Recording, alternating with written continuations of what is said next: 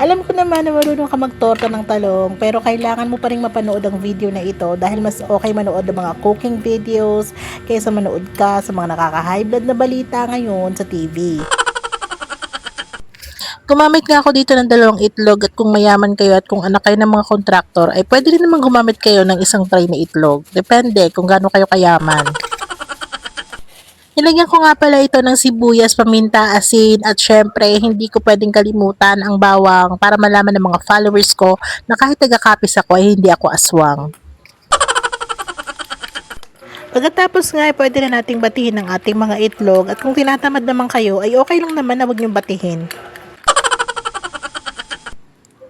Next naman ay bubuksan natin at pipiratin natin ang mga inihaw nating talong upang malaman natin kung nagsasabi ba ng totoo yung nagtitinda ng talong na wala daw uod ang tinda niyang talong. Kung may makita kayong uod, aba syempre wag na kayong babalik dun sa pinagbilihan nyo ng talong.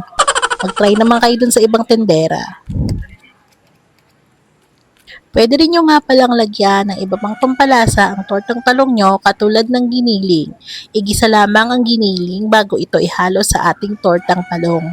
Ngayon, kung katulad yun naman ako na walang panghalo, itlog lang, okay na yan. Huwag na tayong masyadong maarte, okay?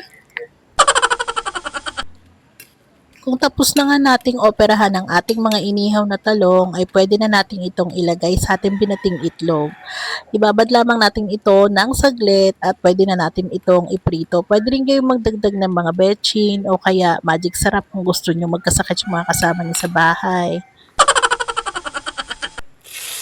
Pinrito ko na nga ito sa konting mantika lamang dahil nag-absorb ng madaming mantika ang talong. So, kailangan pag nagprito tayo guys, konting mantika lang. Ngayon naman, kung gusto niyo namang ma-high blood kayo, damihan nyo lang yung mantika at napaka-effective niyan. Ma-high blood agad kayo niyan pag dinamihan niyo. At habang nagpiprito nga kayo, pwede naman kayong matulog at balikan nyo na lang bukas ang piniprito nyo. At for sure nga ay wala ka ng ulam, wala ka ng bahay, palalayasin ka pa ng iyong nanay.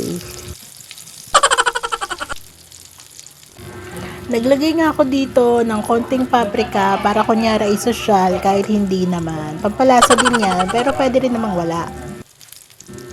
Pagluto na nga ang kabilang side ay pwede mo na itong baliktarin at mahinang apoy pa rin ang kailangan upang maluto ang kabilang side ng iyong tortang talong.